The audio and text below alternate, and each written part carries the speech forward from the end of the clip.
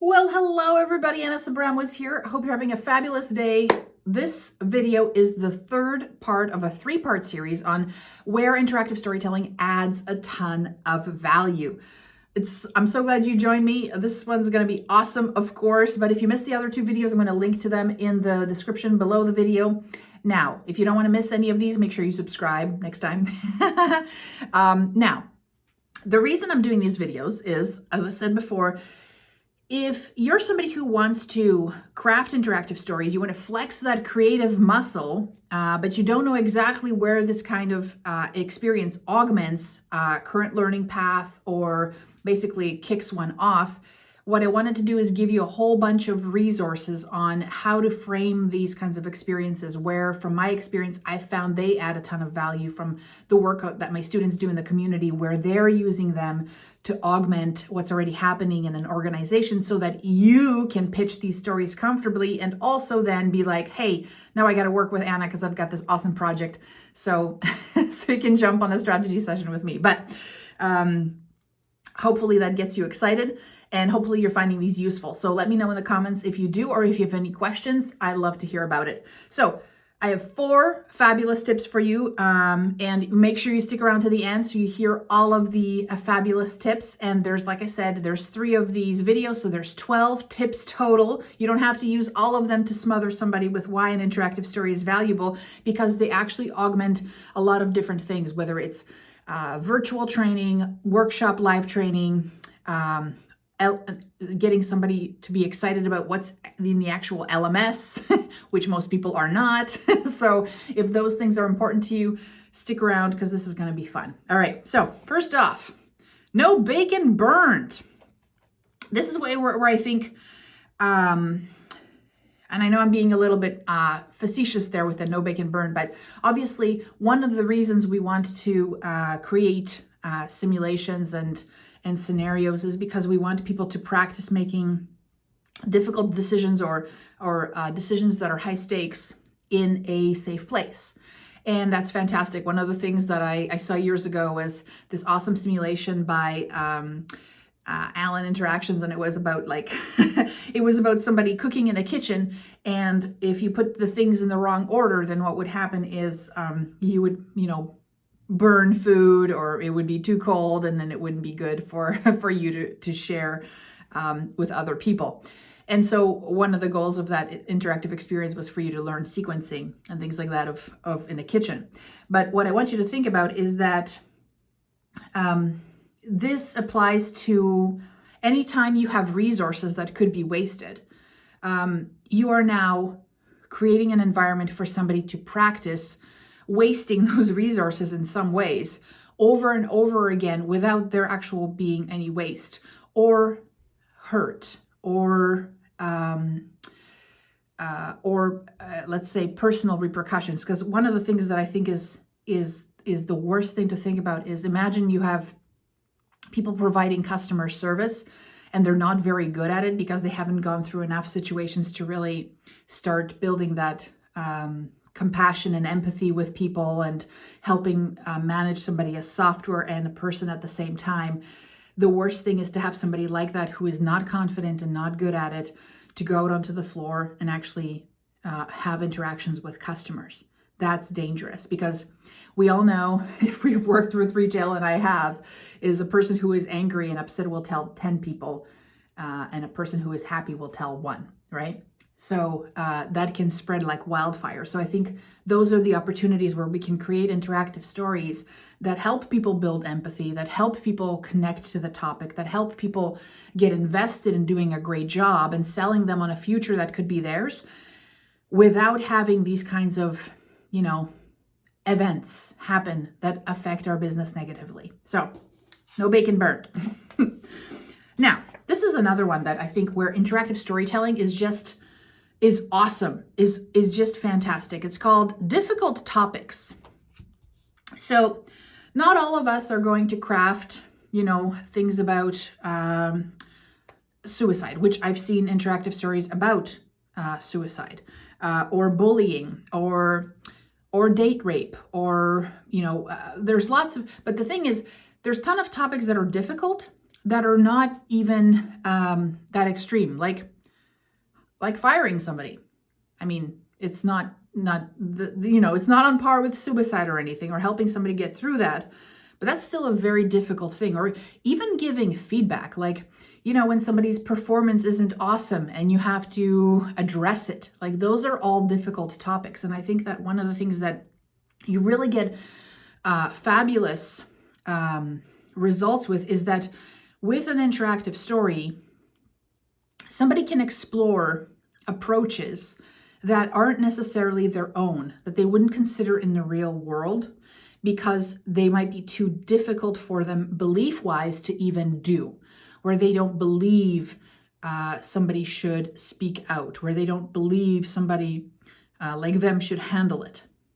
So you're giving them this really cool safe space to maybe go through an experience several times and feel something about it, feel emotional about it, but also get a whole bunch of lessons and a whole bunch of opportunities to process. And so that's where I think is a fabulous thing, because what happens is we're now no longer saying, hey, do you know how to do this? Or are you being bullied? Or are you a bully? Instead of doing that, what we're doing is we're framing it in this storytelling experience, which gives people a little bit of distance from that topic, but then also gives them the closeness of helping somebody else make decisions in those difficult situations. And that is where we win. That is where we win. So difficult topics, this is just almost the best place, because as far as I'm concerned, we can have group calls, we can have group workshops, but there's always going to be people who dominate those conversations because they're more comfortable either thinking through things like that, or they've worked through things like that, or they've never actually experienced them, so they don't know how difficult they are. So this, providing an interactive story to people, gives them the opportunity to experience those topics in a difficult space. Especially, imagine you are doing something that has to do with, let's say, suicide prevention, and one of the people in your group has been through that experience. Well, maybe they don't want to talk about it yet. Maybe they haven't processed it yet, but this is an opportunity for them to help them process it. So I want you to think about it that way. I think that interactive storytelling adds just so much value to see different ways of approaching the same difficult, challenging, sensitive topic. All right, personalization. This one is so awesome. Seriously. Okay, so think about this. A Click Next experience, a tutorial, it's the same for everybody. Everybody gets to experience the same thing. Click next, flip the cards next, shuffle these things next. It's the same. And it has nothing to do with the next experience. It just has to do with the fact that it is a linear experience, which assumes everybody knows the same thing, starts out at the same level, and you're just feeding people content. It's like you're giving people a book, except it's digital. You might as well just give them a book. Here's what's amazing about an interactive story. Amazing. What you're doing is you're basically giving everybody a choose your own adventure on steroids. Why? It's contextual to their work, aka super helpful. It's not just for fun. I mean, hopefully what they're going to do is have fun. They're going to connect with it emotionally, which is awesome. But one of the other things that's going to happen is you're actually going to give them the autonomy to drive that experience, which is so cool. Now, the other thing is that we're not just letting somebody choose their own adventure and then you're like, okay, well, here you go. You got to go through it. We are not only personalizing how the outcome, like how that story flows based on their decisions, which is super immersive. But the other thing that we're doing, and then this is what's cool, is because if you did your research with the practitioners, if you talked to the right people, then the propensity of your learner, when they go through those decisions, to choose one that really resonates with them based on their experience level, that's huge, right? So what happens is that experience is a reflection of their experience. It's a reflection of their knowledge, and they get feedback based on that. So if somebody is super awesome at the thing you're teaching, they're going to get feedback that says, you are super awesome at the thing you're doing. Great work. And if they're not so good, they're going to get feedback that says, you're not so awesome. Here's some more work you need to do. And look at all the things that happened as a result of this consequence. So everybody's going to get consequences, but it's going to be custom based to their experience, their decisions, we're going to personalize it to them. The other thing is that not only do they get to see the story unfold in the way that they choose based on their experiences, but if you do this strategically, you can also provide them with end of experience feedback and a bigger even outcome about what happened as a result of the decisions you made in this story, which is a big emotionally, can be very satisfying or a wake-up call, right? We're like, oh, I thought I was a great leader, but I was helping Jim make all these decisions and it didn't work out the way I thought it would. Maybe I need some more help. These are the kinds of reflections we want people to have. And you can only do that really when you're creating an experience that you're personalizing based on what they're actually doing in that interactive story, which I think is so cool. So we've always talked about, personalizing experiences. Well, this is the opportunity to do that, especially at that very critical point in the very beginning of somebody's journey where we know they are coming in completely uninspired. They don't care. They don't want to see another piece of e-learning. They're very busy. There's a whole bunch of other things vying for their attention. And if at that moment you can actually really grip them and connect with them emotionally, you have won. You have won. And then now they're on a journey. So very important, personalization. Okay, now this is the last tip of 12 tips in this How Are Interactive Stories Amazing at Augmenting and getting people to get excited about e-learning? Well, memorable. Why is it what is memorable about them? So here's kind of crazy story. When I was a little girl, I think I was about maybe 6. My dad told me a story, a bedtime story. He told me that story once. And he would always come up with random stories, but this one story, it just really connected with me emotionally. And ever since I was 6, I remembered that story. He only had to say it once. Why?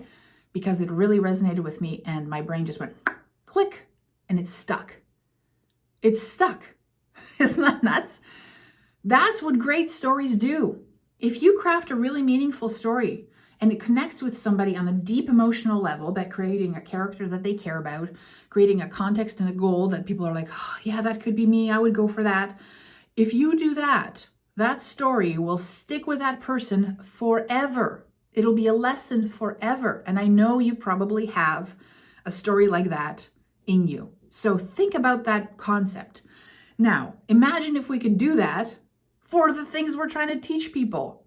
Amazing, right? So what we're doing is with interactive storytelling is we're actually tapping into that part of our brain that is just waiting for a really good story to come around so that we can really connect with it and remember it in that way, because it is possible. And you know it is possible because I bet you have a story in you that you heard when you were a child and you have never forgotten it. And nobody repeated it to you. You just jumped on into it. It just clicked and boom, it's there, right? And one of the things that happens especially with well done interactive stories is that you're hacking the fact that in order for somebody to remember something really well, it has to be connected to emotions, right? Emotions help us encode things. And I know emotions aren't things we talk about in instructional design, I know, but in order for somebody to remember something and really internalize it, it has to be connected to an emotion so that it kind of gets, locked in there.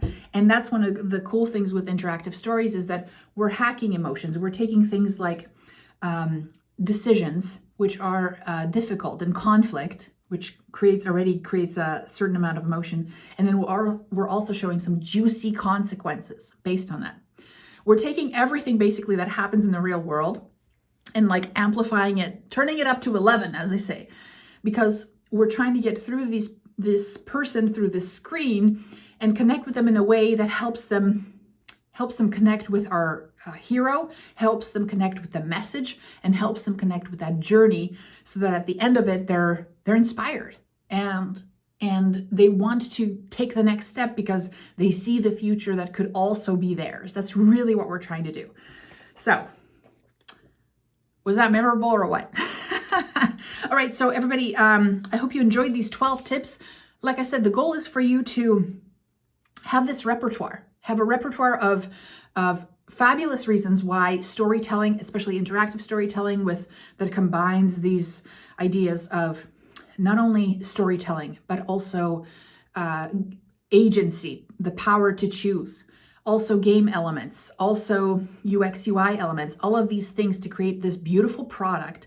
And in order for that to work well, so that basically we can get people from a place of not caring about the topic that we're talking about to really being excited about it and then wanting to take the next step, right? So, and the reason, like I said, I want you to participate in this and have this really awesome repertoire, and why I put these 3 videos together for you is so that you get so comfortable sharing these with your stakeholders, and you get all these projects that are interactive storytelling that you want to jump on with me and join our community of interactive storytellers and join our program where we get to do this every single day.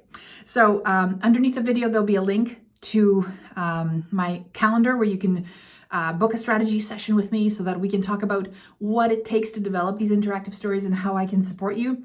And if you enjoyed this, make sure you hit the like and subscribe button so you can see more videos about this topic if you're somebody who really wants to flex their creative muscle and incorporate this into their repertoire as an instructional designer or e-learning developer. So, hope you enjoyed this, and I'll see you in the next video. Take care, my friend. Bye.